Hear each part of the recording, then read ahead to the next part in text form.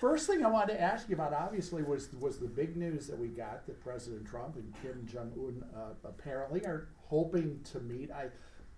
Give me your sense of this and what you might advise the president through all of this. Well, at first I'd say that it didn't look to me like this was any kind of planned strategy, that any of the staff knew anything was going to happen.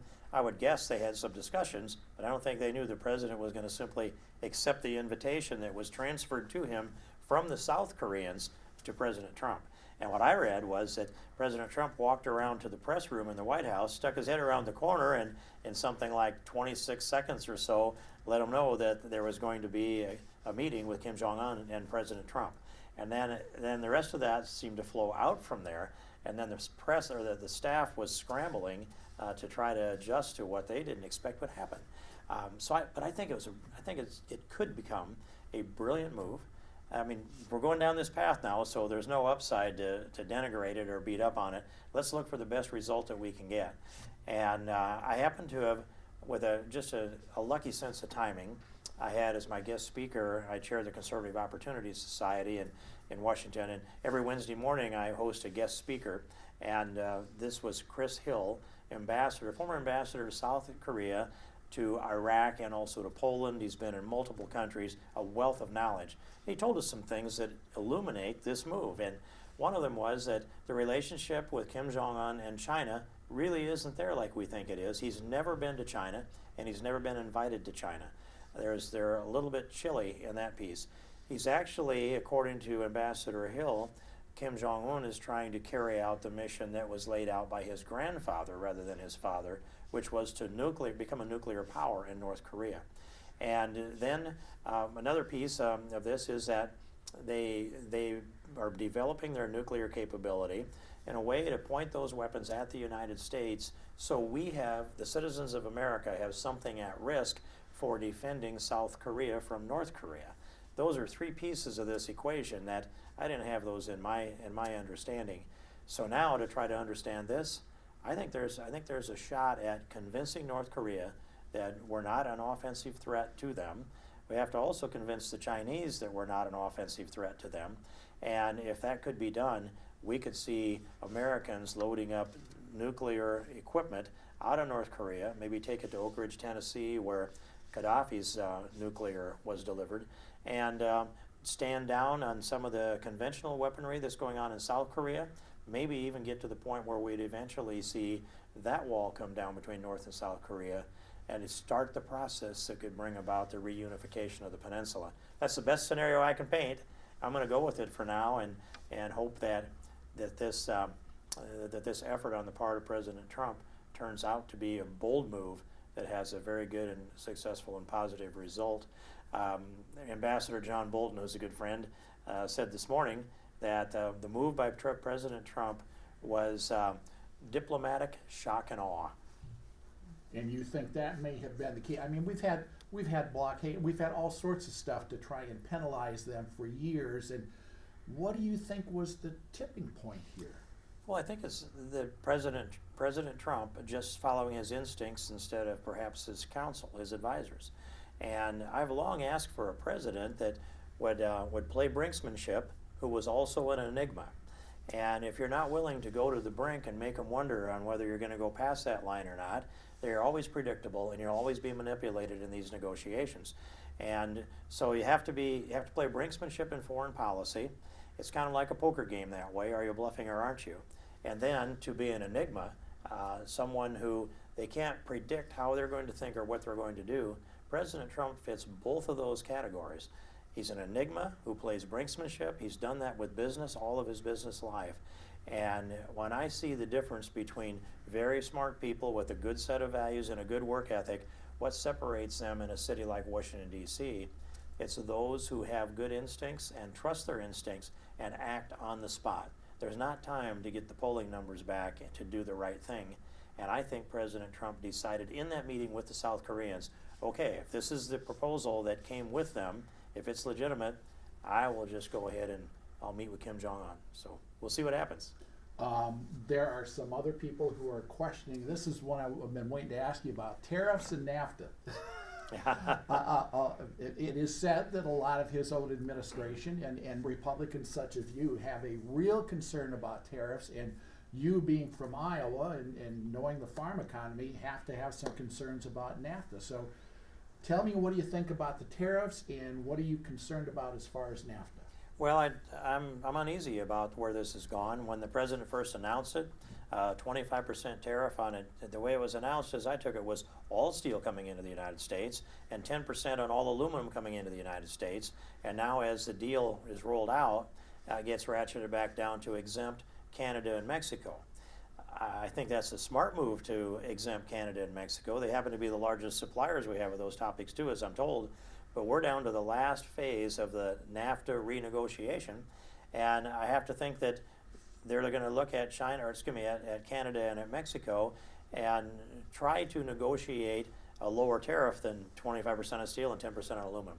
So it plays into the NAFTA negotiations in this way, but I am uneasy about this because I've long been a free trader. There's no trade agreement that I haven't been for that's come down the pike. I've traveled to most of those countries to promote free trade, and I've said to them, I can think of being in South Korea and saying to their Speaker of the House, pass that trade agreement and send it to us and put the heat on us to ratify it. And that's true for multiple other countries as well.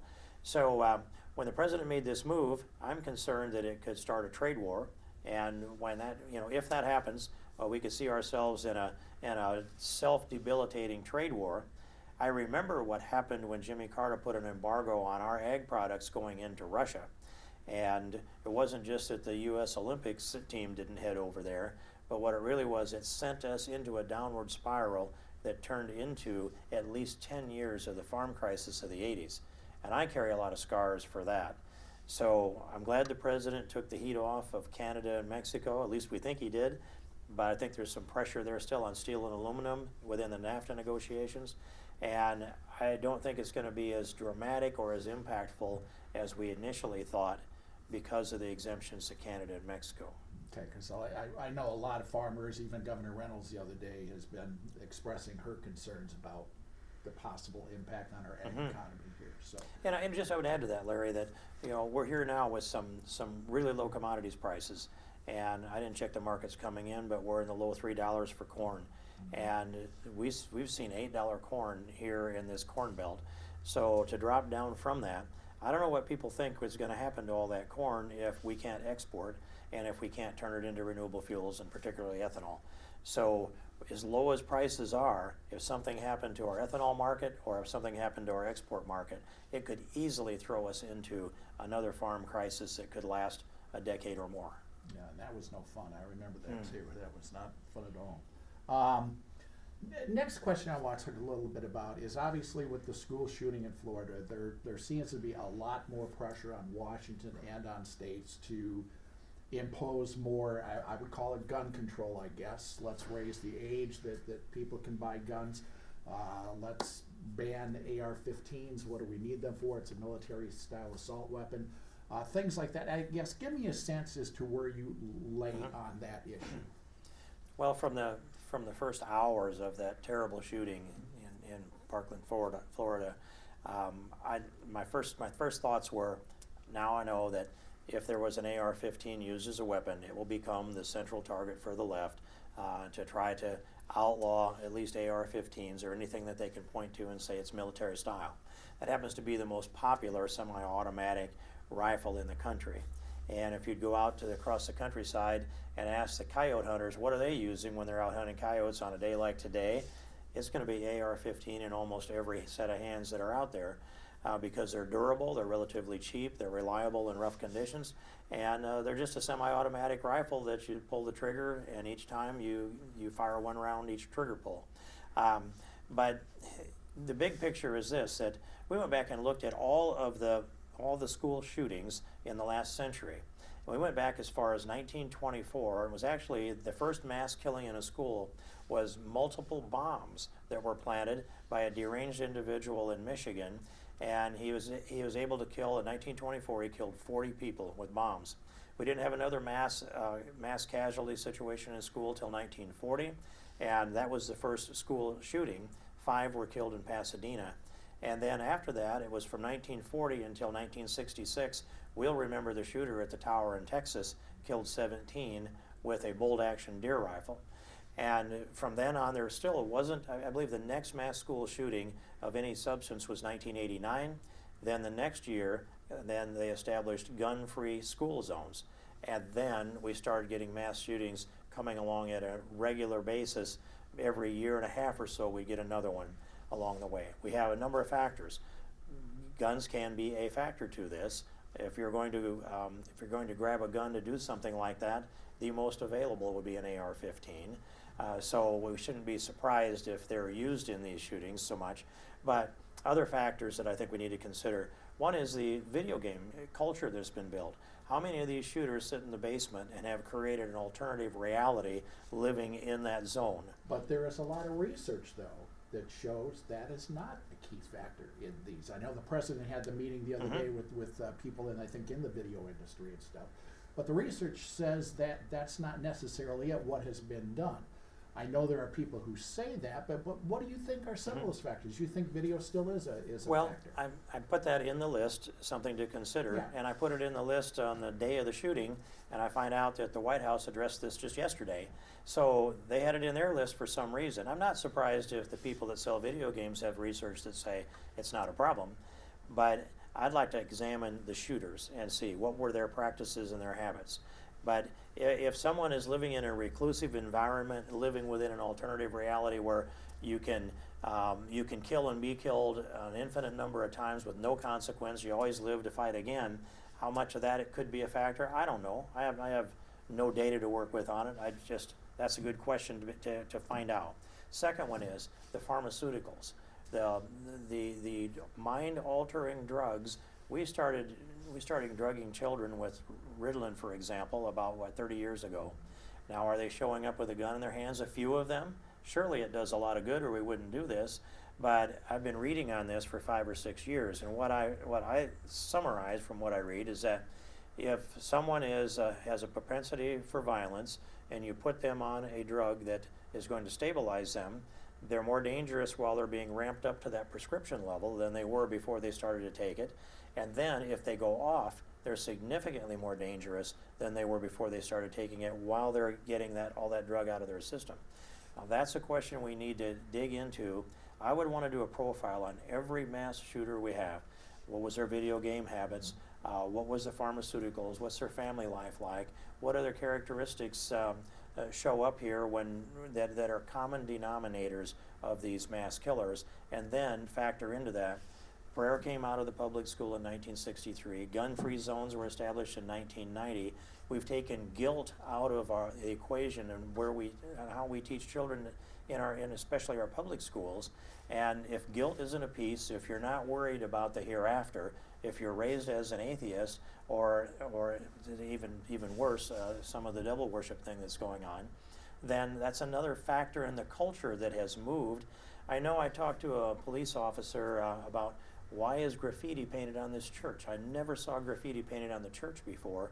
Well, his answer, if I gave you what he said to me, somebody would call me a racist, but I think that the people he identified just came to that with not the fear that there would be a bolt of lightning strike them if they painted graffiti on the church.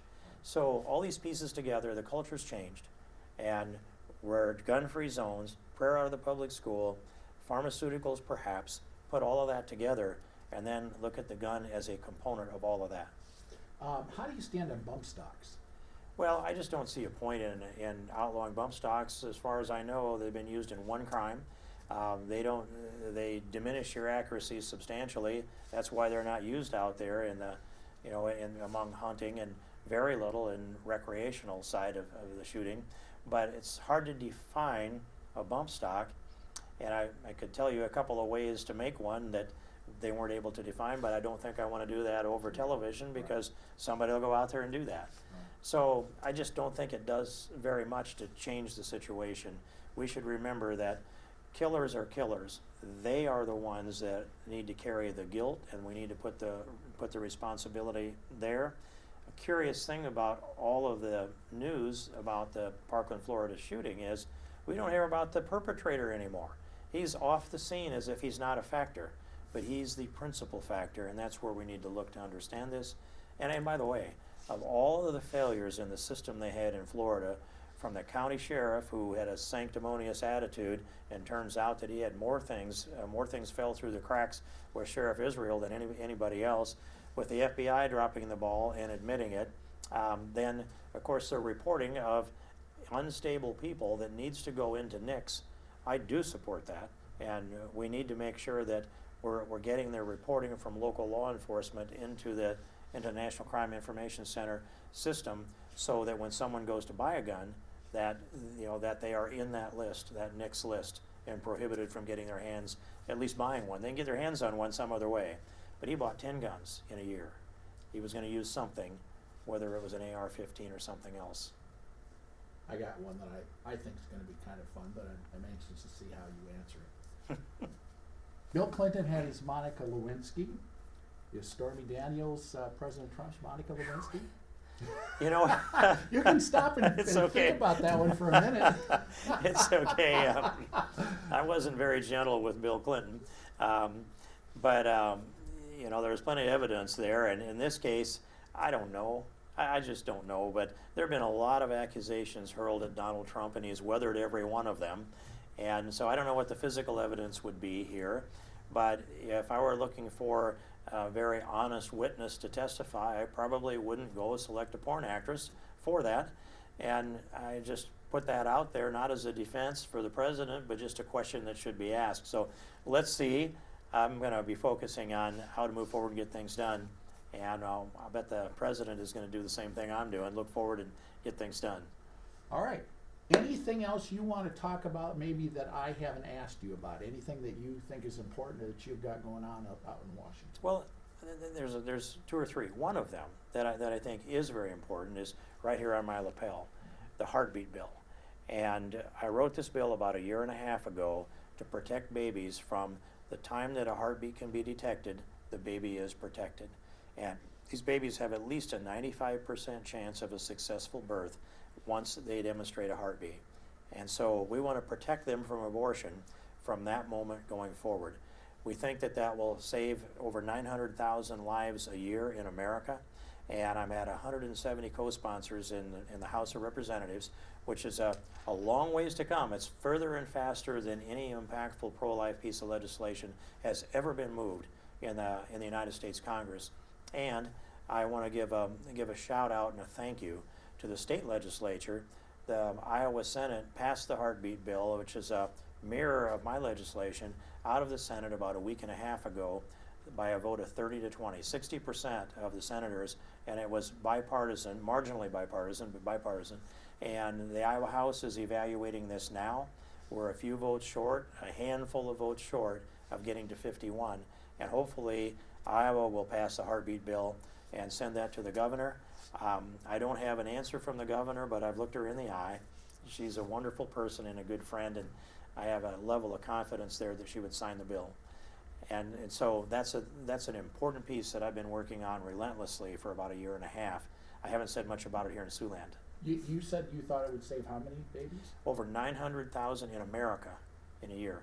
We are seeing right at 1 million abortions a year in America. Almost all of them are healthy babies that would come to a full term, and they would be living, loving, laughing, learning, having children of their own one day, and being a benefit to our society, and we're denied that.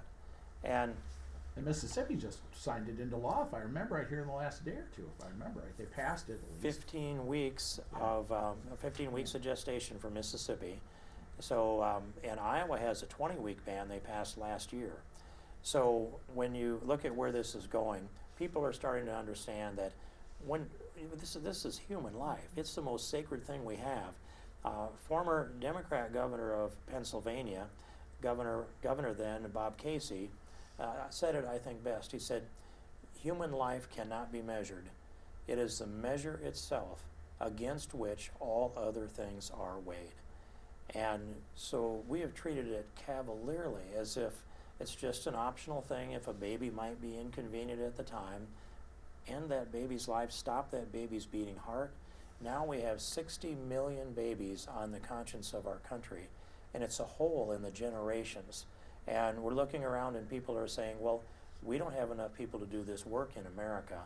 Well, it shouldn't be a mystery as to why not.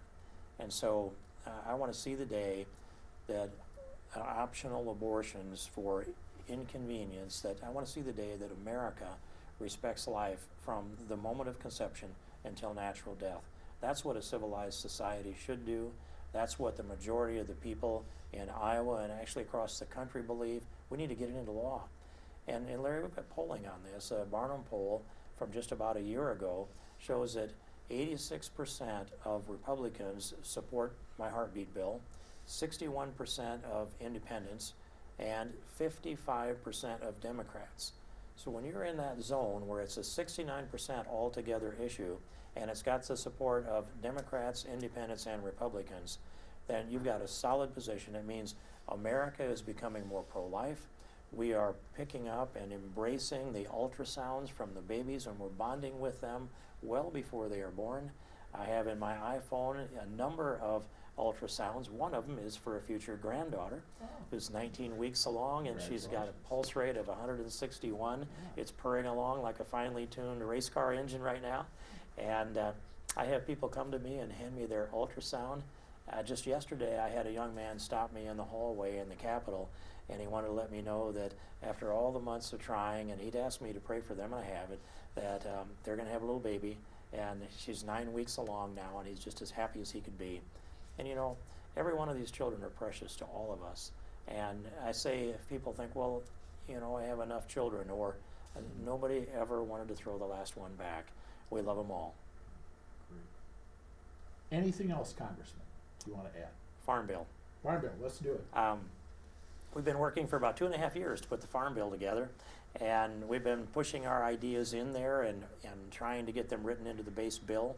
So I believe we will see a farm bill yet this month, and it'll be the base bill that comes out, and then, you know, the scramble starts, and trying to get the things in that aren't in and get the things out that we don't like. We'll go through all of that. And I want it to be as peaceful and calm as possible, and if I get everything I want, then I'm going to try to make sure it is that way. But we just don't know yet at this point. A few things that I will say that the public can look for, especially here in the upper Midwest and across this Corn Belt. But one of them is legislation that I push now for 7 or 8 years, the Protect Interstate Commerce Act. And we have California inspectors with tape measures on their belts coming into Iowa to measure the cage size on laying hens in Iowa. And if we don't have a living room of appropriate size for California's satisfaction, they don't want Iowa eggs to go into California. That's just one example. There are many. But what that bill does is it prohibits the states from regulating the means of production of commonly traded agriculture products in other states. You know, nobody wants to have somebody else tell them how to raise their garden or how to take care of their livestock. We do a good job here.